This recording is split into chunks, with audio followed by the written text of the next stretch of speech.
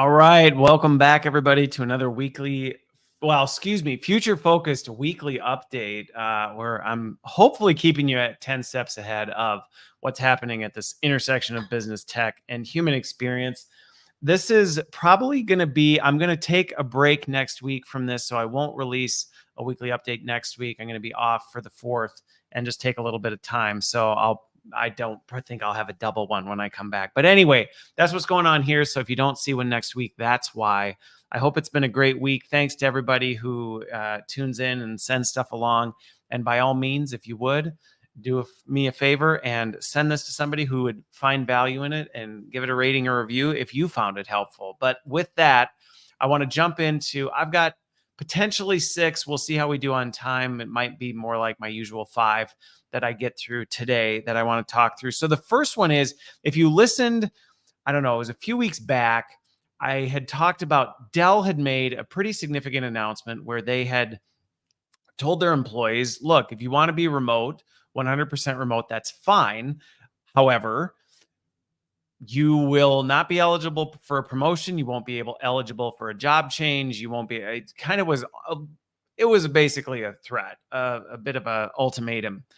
Ultimatum is probably a better term for it. So this happened a while back, which was really disappointing coming from Dell, who just a few years ago had said any company that needs to force its employees to come in, should ask them, look in the mirror, something like that. But anyway, so Dell had significantly made this change. But what was really interesting, and the reason that I brought this up this week, was Dell's employees responded. That is for sure. And Dell's employees responded in droves by saying, fine, that's what you want to do. We'll take your offer. And over 50%, it was like 55% or something, said, we'll take the deal. And they signed the paperwork and said, great. Okay, well, we're staying here. We're forever remote. You can't now say anything else about it. And now you can't promote us or anything like that. So I think there's a couple things that when I saw this story, and you may hear me say this and have your ideas of how you think I'm responding to it. I actually have mixed feelings about the whole situation, because I actually think the whole thing is just a tragedy, and you'll see why as I get into it. But on one hand, I say go for it, employees. I think good for them. And I think it speaks to the fact that any company who does not think flexibility, now granted, this one in particular was remote work, but it's not necessarily remote work. It really is flexibility, because if you look into Dell's policy and what they were doing was, it wasn't just, hey, remote or a nice flexible hybrid option or anything like that. It really was, you either sign this ultimatum deal, or we literally are going to be checking in on you and making sure you're showing up to the office X number of hours a week. So there wasn't really any middle ground. It was either kind of draconian oversight or total remote flexibility, which I think is unfortunate, because it doesn't have to be that way. You don't have to go to this one extreme or the other option. So I think that, to me, in the just from the beginning and the onset, to me, was just the sad part about the whole ultimatum from Dell. Not only was it the fact that they were really a pinnacle and known for their focus on flexibility, and the fact they fell so far from that, but then the fact it's like, not only did you fall from that, but you bought into this whole false narrative that it's like, you have to be this or you have to be this. And so for companies listening to this, or if you're an employer or a manager or things, if you're still buying into this idea that flexibility means complete lack of control or oversight and no guardrails whatsoever, you just let your people run free, or you have to have this just lockdown over managed way of running, there is so much more room in the middle. And I don't know what I can do more to try and help companies and leaders understand that it's not this or that.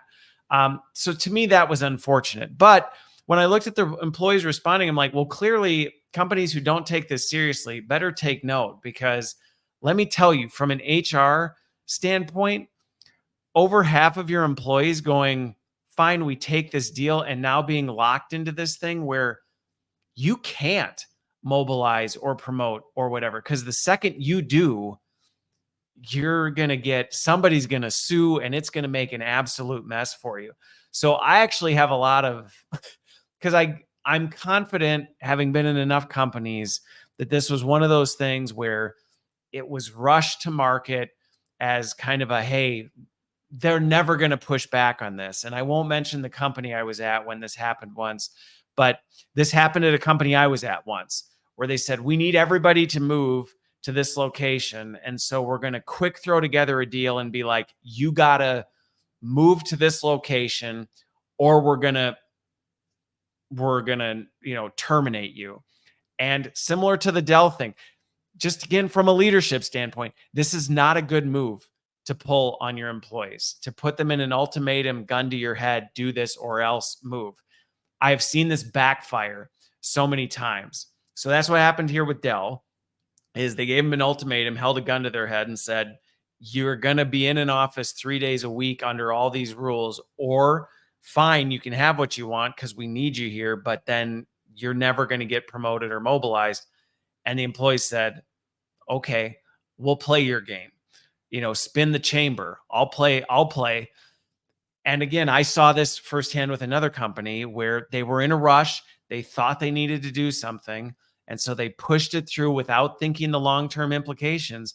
And in the company I was at, I remember they said, you need to move here. And if you don't move here by this date, we're going to terminate your employment. And in that instance, over 90% of the people said, we'll take your deal. And the company ended up in this position where they went, wait, what? We weren't thinking you were actually going to take us up on this. And that company I was at, I remember it was a mad scramble because they lost their entire marketing team.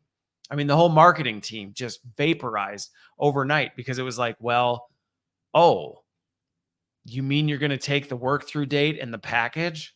And over 9 out of 10 said, yes, we will. Thank you. And as any company or any leader knows, once a person's decided to move on, they may be there, but lights are on and nobody's home. And I think Dell's going to be in a real situation now where they're going to go, well, now what do we do? We've got all these employees who are remote that unless we just come back and go, we're sorry, and completely eat crow on this, which I have yet to see companies do a good job of that, they're stuck. They're stuck with this. And then when it comes to, well, what happens if we need some leader on a team quits and the best person for the job is the remote employer, the whole team's remote, and now they don't have a leader and we can't even promote somebody because it's going to be really messy for them. And so I hope this is a warning to organizations, a very public warning. This is not a good position to put your employees in. And you may think, oh, they'll never. I have seen countless times companies get completely blown back on this. Now, the part, though, that I would say to employees that you need to be really careful of, because stories like this, and I know I probably have plenty of people who are on the employee side of this who might be going, yeah, go get them, Dell.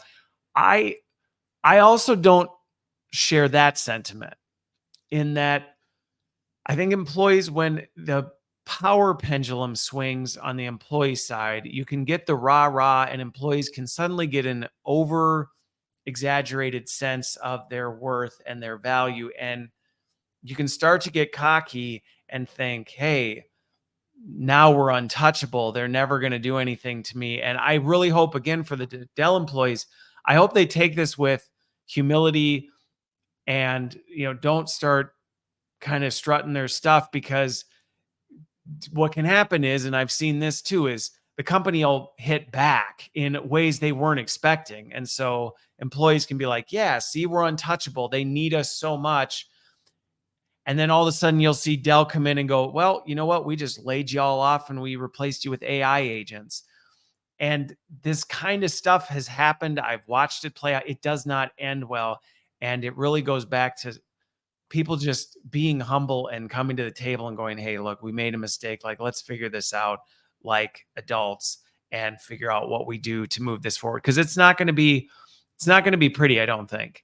A company where half of your employees you cannot promote or mobilize, that is a nightmare for stuff. that is a nightmare for a company, and they are going to have to do something. And that's my concern with this situation, is what are they going to do in response to this? Because you can't run a company where you literally cannot move employees or promote them legally without just massive lawsuits.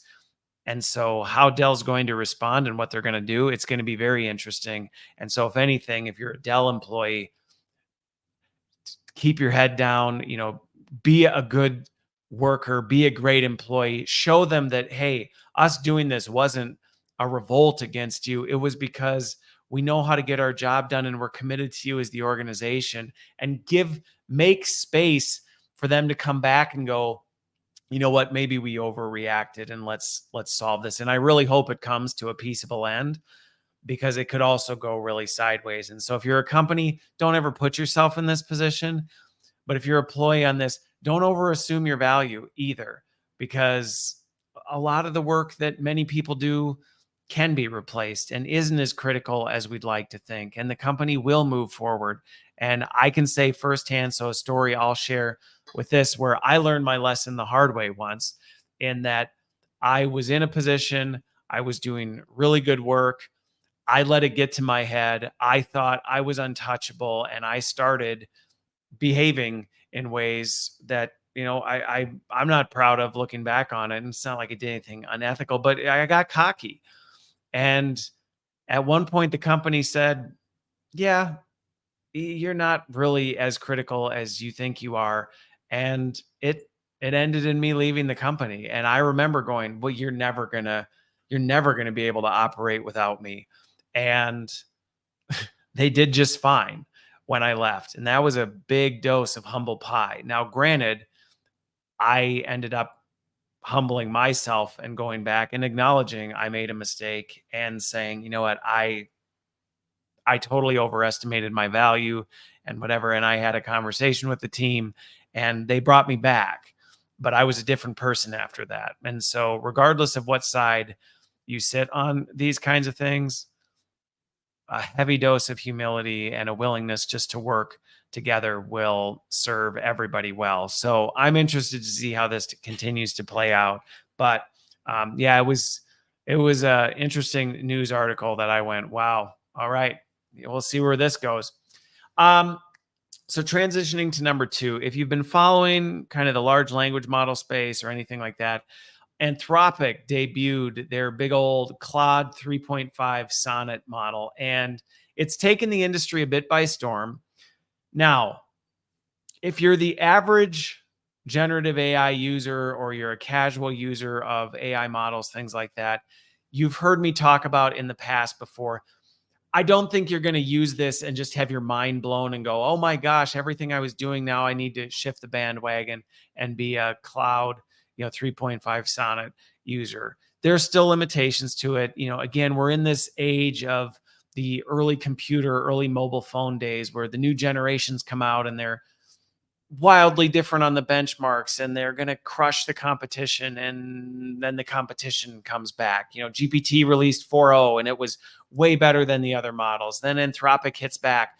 And if you're an end user, I will be the first to say, don't get too sucked up in the hype of these things. You will find yourself fatigued, constantly changing models, constantly trying to reuse the user interface, trying to figure out, well, now do I do this? Do I switch my subscription? Do I do all this? I took some time to dig into it and use it myself, play around with it. Here's what I would say. If you have a model that you're super comfortable with and things like this, and you use it as more of a casual user, don't change your subscription. Honestly, I would encourage people, if you do like playing around with these different models, look into something like Poe.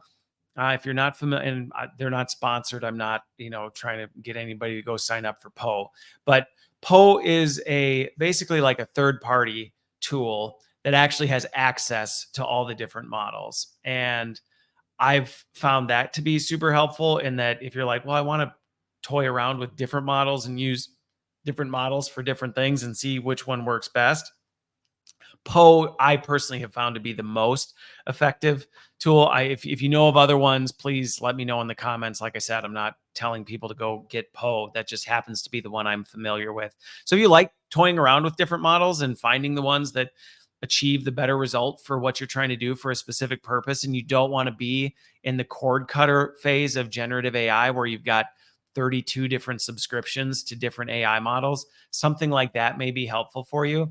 My personal experience with the new Claude 3.5 model was I will say, I do like the way it writes better than some of the other models. Now, granted, I've trained my GPT 4o model to think and behave more like I do. It's still not great, and I still have to do a lot of work with it. But I had Claude do some writing for me just to test it out, and I went, nah, it's not really how I would write. And I found myself doing a ton of heavy editing and stuff on that. But it can be great for getting there. Now, if you're doing a ton of writing, and that is primarily what you do with ChatGPT or your large language model of choice, I actually think it might be worth kicking the tires on.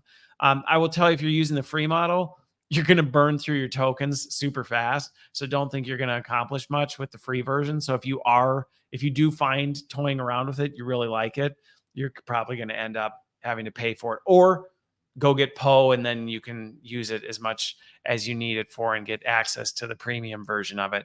But again, it's made a lot of noise. It is definitely, edged above the benchmarks. If you look at the actual benchmarks of it, I didn't screenshot any of the benchmark stuff because some folks really find that valuable, others don't.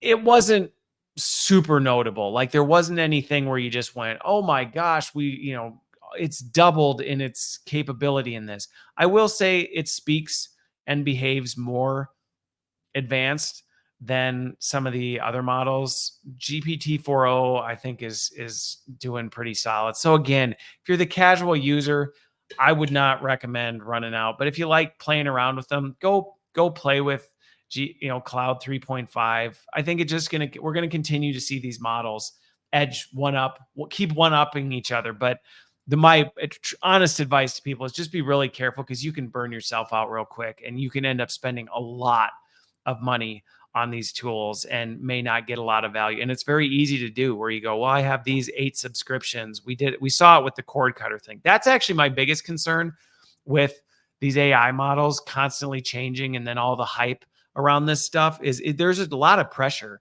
to just be using the latest and greatest of all these different models competing with each other. And we're in this stage where everybody's still getting familiar with it. So just be really careful. And that's where, if anything, maybe look for one of those third-party ones that can give you access to toy around with it if you really do use it heavily. But again, nothing, honestly, I didn't think it was anything mind-blowing. I didn't have my mind blown by Anthropic. It's cool. It's great. Super helpful. It's not going to change your life. All right. Moving on to number 3. There's a lot of talk about, I came across this article this week. There's a lot of talk going on in the work industry. And I understand. You hear the headlines of either AI is coming for everybody's job, or you hear the headlines that no, AI is not going to do anybody's job. It's just going to augment and all this other stuff. And I tend to be more in that camp where I don't necessarily see it coming for people's jobs, at least not if you really care about how well those jobs are done. But stories like this come out and you go, this reinforces, kind of going back to my earlier point with the Dell employees, to don't get cocky. So the person came out, they of course kept things anonymous. They didn't share what company they're at, but they told their story. And it honestly is a tragic story. They worked for a company. They were the head of writing. They had a large 60-person employee team that was responsible for writing all of the media and the articles that this company put out. Now, because they were anonymous, I don't know what industry were they in, what were they trying to do, but they were clearly churning out a lot of content. And what happened is the Gen AI thing started coming in, and this was the leader of this big group. And at first it started with, hey, bring Gen AI in to help augment your team and their stuff and help them produce this and set up your workflows to be optimized to use AI and all of this stuff. And then pretty soon he had to cut big parts of his team. And it just kept happening to the point where he was the only one left basically just pushing buttons on these automated AI workflows. And then he got let go on this. And so, to people out there who may be kind of clinging tightly to this idea that no, AI will never replace my job, or I have no reason to fear any of this, you should be rightfully concerned, especially your biggest threat is complacency. And so if you're just kind of sitting on your laurels going, I don't need to worry about this AI thing because what I do is so valuable and I'm so valuable to this company, they're never going to do it. And yeah, I'll use AI, but it's just going to augment me. You're at real risk. And this is an example of that. I've seen multiple other companies and have actually advised some companies who ultimately went against my advice and laid off a bunch of people and replaced them with AI agents. So the risk is real, and this is starting to happen more and more. And so I don't say that to freak people out, but more to put you on alert that the realistic version of, hey, here's your pink slip because we're replacing you with AI is we're there. We're there. The models are advanced enough. The focus on AI agents and automated workflows is reaching a point in knowledge work where there are a lot of things that you don't need a person for, and that might be concerning. Now, the part that I will respond to this because, like I said, I don't think people should walk away with this with fear, but more a greater alertness and a greater desire to say, hey, I don't want that to happen to me. So, what can I do about it? So, first of all, when I actually dug into the story a little bit more, the writing should have been on the wall on this one from the beginning. So as you looked into the kind of articles and really the workflow of what this writing team was doing, their job was to scrape the internet for, the most viral content, things like that, then to repackage it under their company's brand and then put it out as quickly and in as much volume as humanly possible. So when you start to think about it that way, you start going, well, that doesn't necessarily sound like value add work. That sounds like robotic mechanical work. Red flag right there. So for an employee or a leader, because here this leader was the one who got involved in this from the beginning. As a leader, he should have seen this right away and gone, you know what?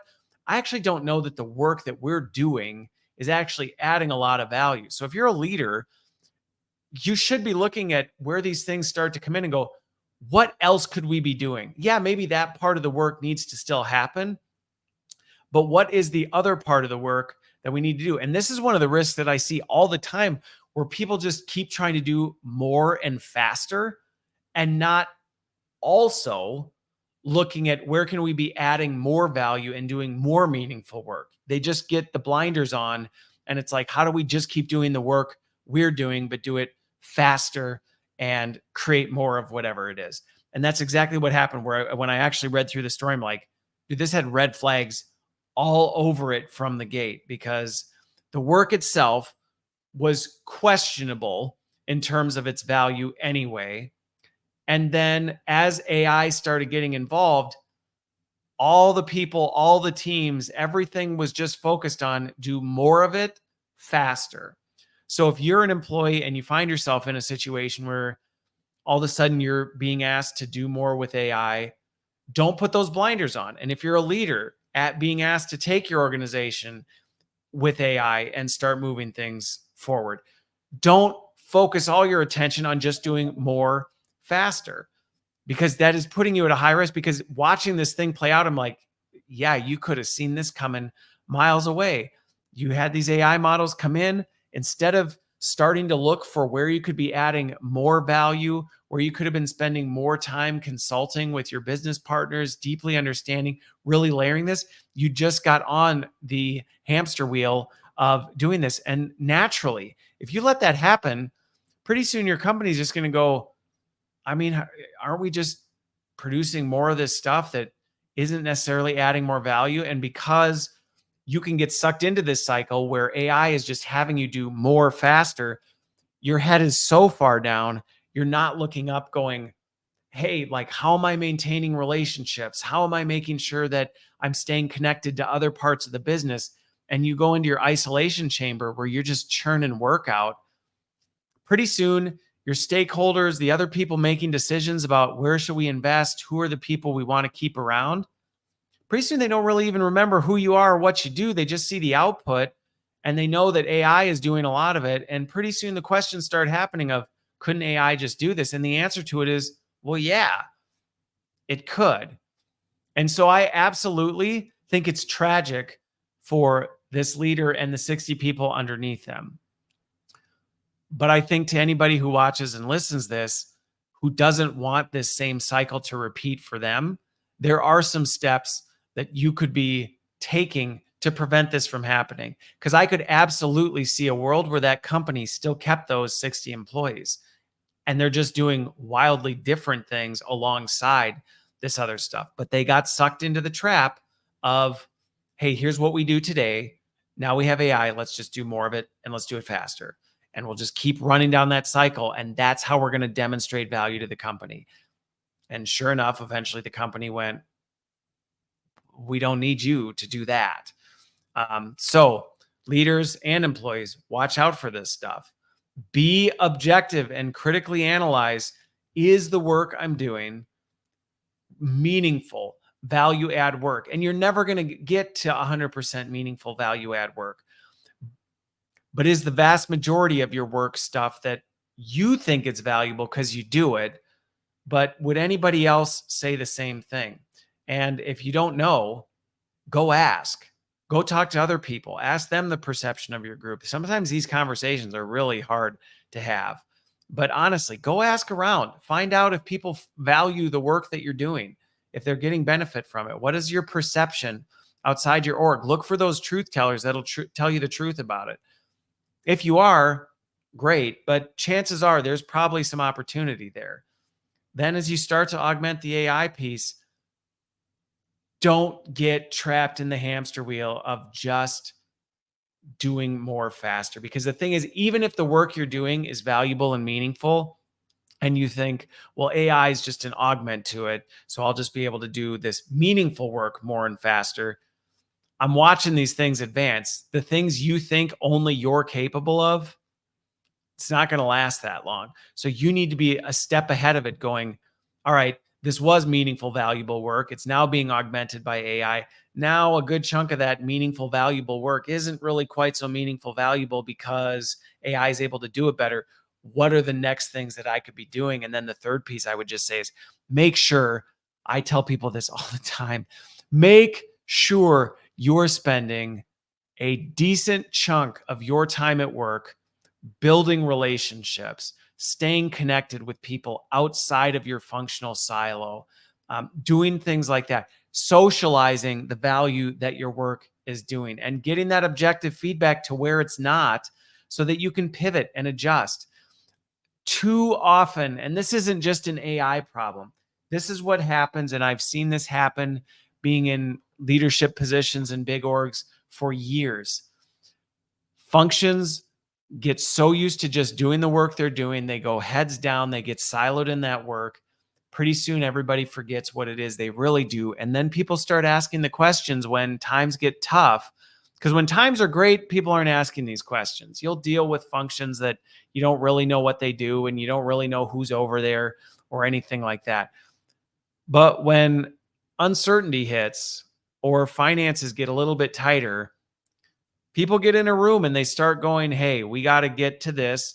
And oftentimes there's a number associated with that. And it turns into what are we going to cut out to get to that number? And whether you like it or not, people's go-to is usually the thing they don't understand or have a perception that it's not adding value, even if it is.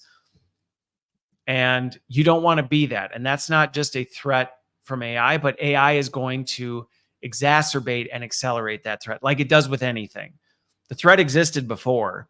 It's just AI is going to accelerate how quickly that can happen. And so before, you might have been able to put your head down and just do your job and not really pay attention for years, maybe decades. I mean, I've been in companies where people started and retired and nobody really ever asked, like, so what is it you do here? AI is just going to accelerate that, and you're not going to be able to get away with it for long. So that's my warning to people, not again to freak them out, but really to have you think critically about this and take action. So hopefully that little segment will encourage you to go through those exercises and get started on it now, because I don't want to see anybody in the situation this leader and his 60 employees found themselves in, where they get completely blindsided by AI. All right. The next one that comes up is go back and watch some of my other ones. I've talked about my concerns about OpenAI and its decision to start exploring generative AI in adult media and for adult purposes, things like that. Well, somebody sent this to me and said it begins, and I came across this article that over in China now, the sex robot industry is now starting to, well, they're in the process of integrating generative AI models into their sex robots.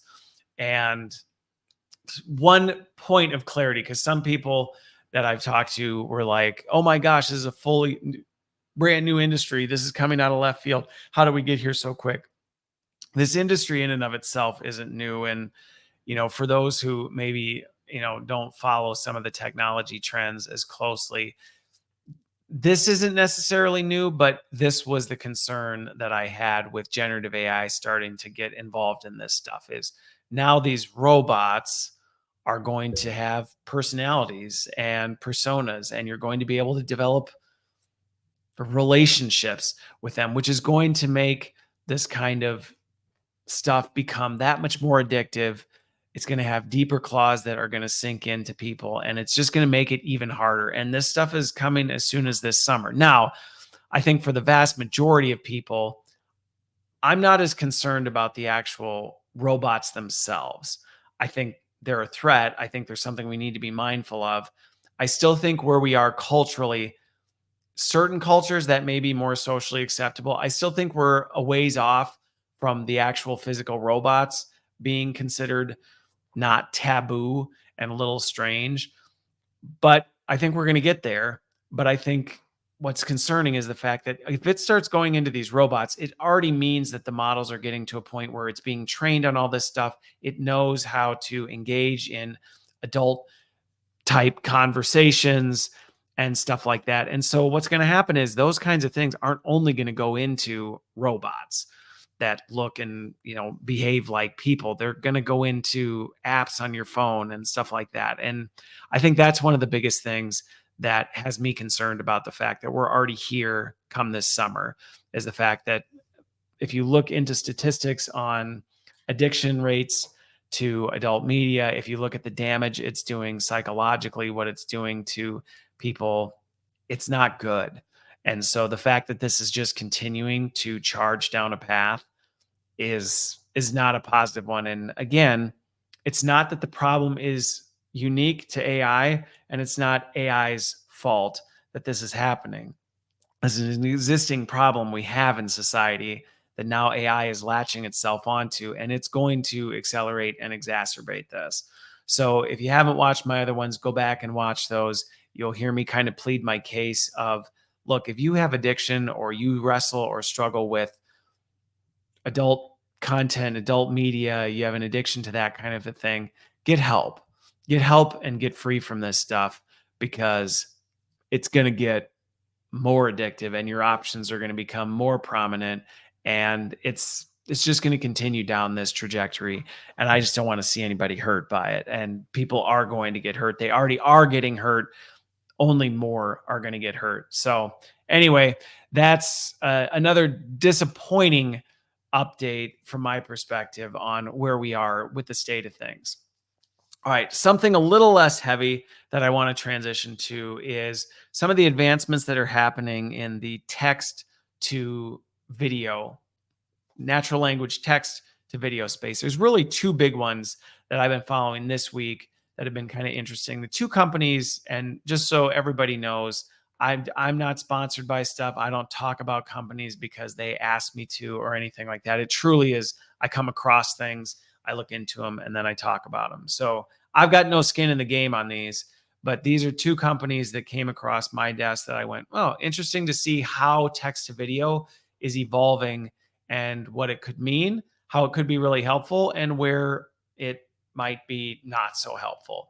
So the first one was a company called Luma Labs that this one is interesting in that Luma Labs is more like an OpenAI Sora or one of these other ones. I can't remember the other one that's really playing in the space. I know China has a really awesome model for this, but where it's actually generating from scratch high quality media based on what you said. So I want a video of someone walking down a set of railroad tracks in a sunset, whatever. And it creates a completely artificial video of what you just described.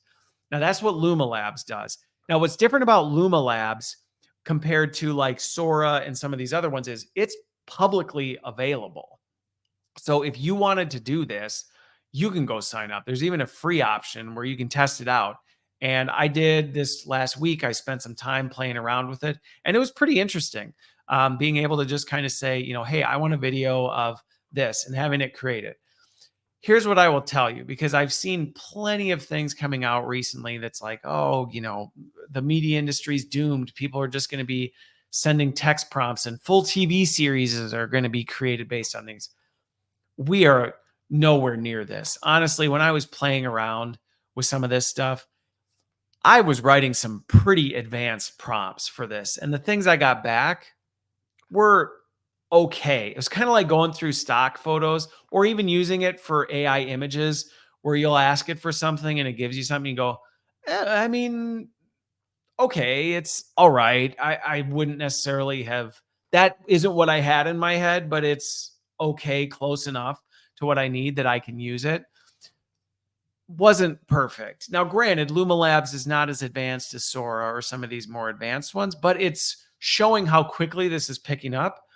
I think one of the reasons it's a little bit concerning for me is that part of the reason that Sora and some of these other text to video models have been kind of protected to a small group of people is there's a lot of potential to create dangerous deep fakes with this stuff where you can literally manufacture a video of something that never happened that looks cinema quality that you would never know isn't real.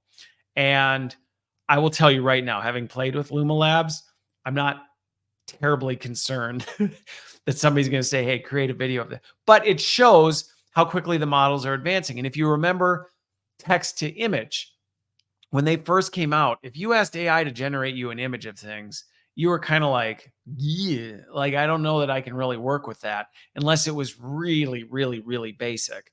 Now you can go to GPT 4.0 and ask it to make you an image and give it for some pretty specific criteria. And if you watch my other videos, you can even be like, nah, edit that out and change this to that. And it's come a long way. And that's on the publicly available version. So Luma Labs, I think we're going to see that same progress with video. Now, like I said, is this going to be something where you could go, hey, make me a 40-minute video of a, I don't know, newscast on these things, and bam, it just creates it? I don't think we're anywhere near this. What it creates is these short little clips.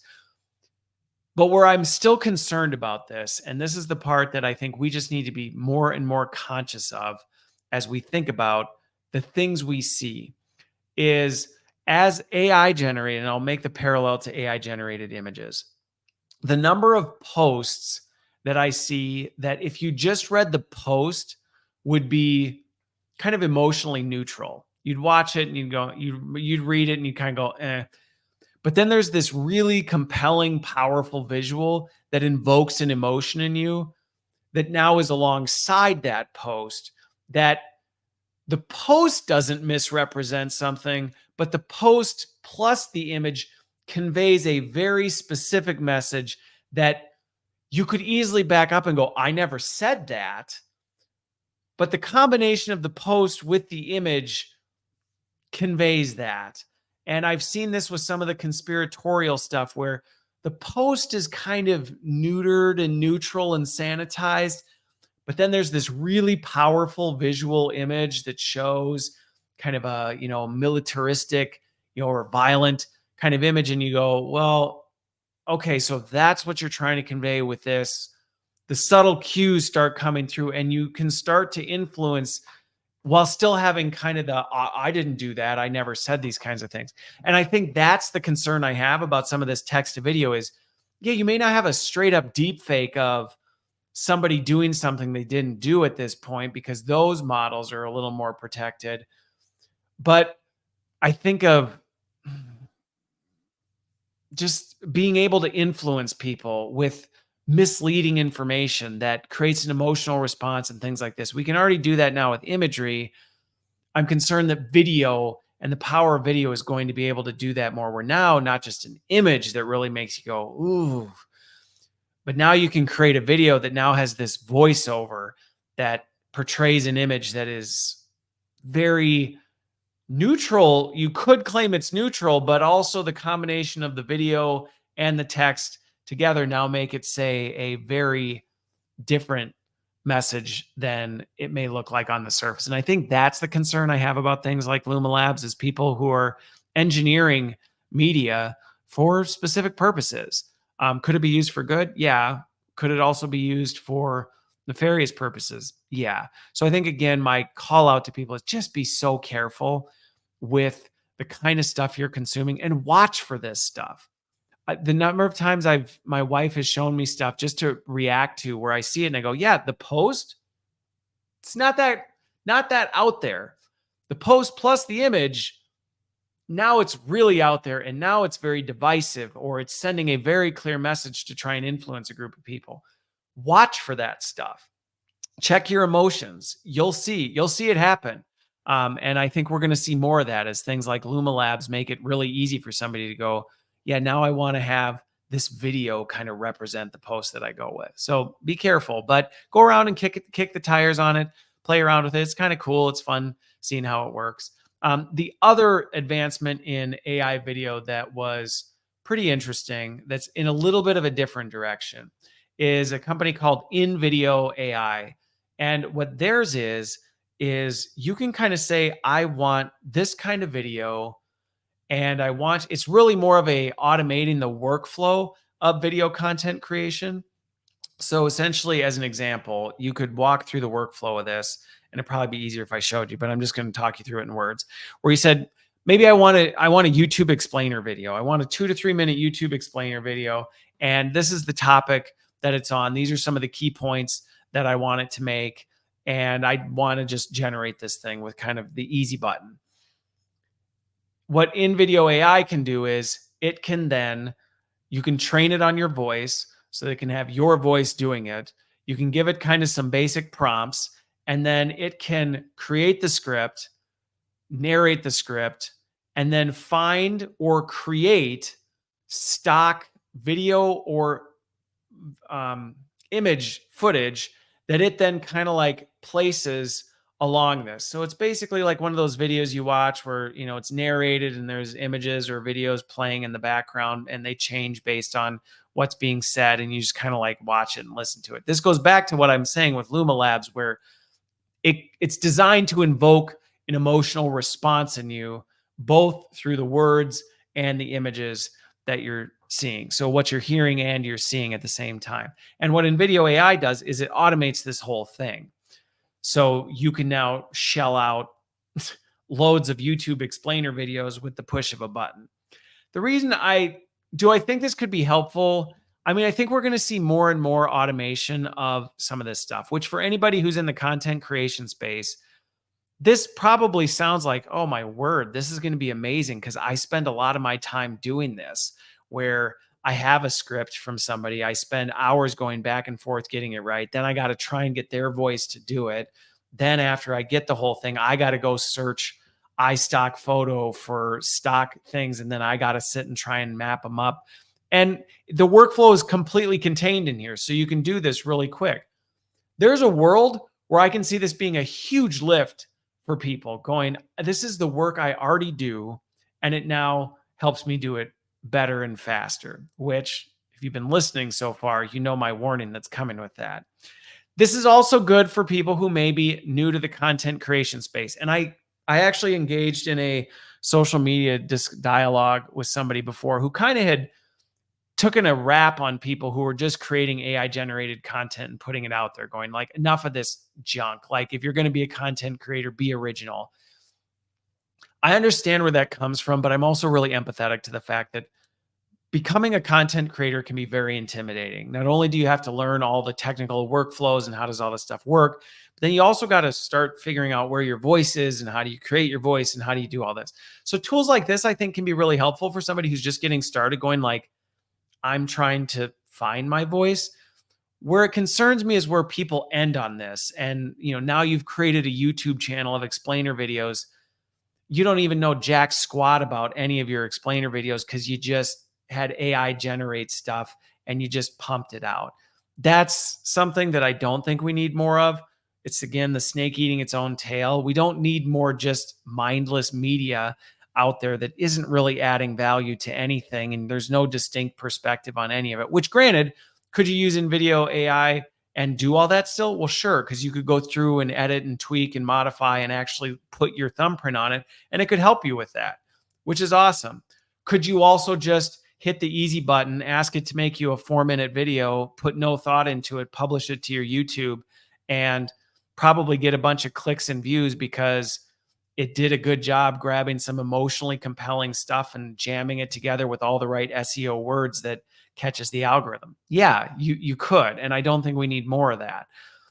But I think ultimately, going back to my warning from the early one, and this is where I'll close it out so I don't go too long, is these are the kind of tools, the InVideo AI one, to me, are the kind of tools that essentially have the potential to set a trap for people where it can look really great on the surface, just like that leader who had an employee team of 60, where it was like, hey, we got to create all this media. And boy, wouldn't it be nice if we could just automate and streamline all this stuff and never really think critically, never come up with new work and just do this. InVideo AI is that temptation to go, man, we need to generate more videos. We need to put more stuff out there. Let's just do this. You get too far embedded in this and you don't think about the higher order, more valuable work that you could be doing or focusing on those relationships. And pretty soon, someone somewhere is just going to go, why do we need a team of people doing this? Let's just have so-and-so do it because they know enough to write the prompt and pump the video out. We'll hire an intern for, dirt cheap or free and have them just post them to YouTube. They'll understand the workflows. We'll train somebody else to do this thing. So again, I think there's tremendous potential in this. It's crazy how far this thing has gone. I played around with InVideo AI. It's kind of like ChatGPT. You could go to ChatGPT and say, write an article for my Substack. And it could. And on the surface, it might look decent.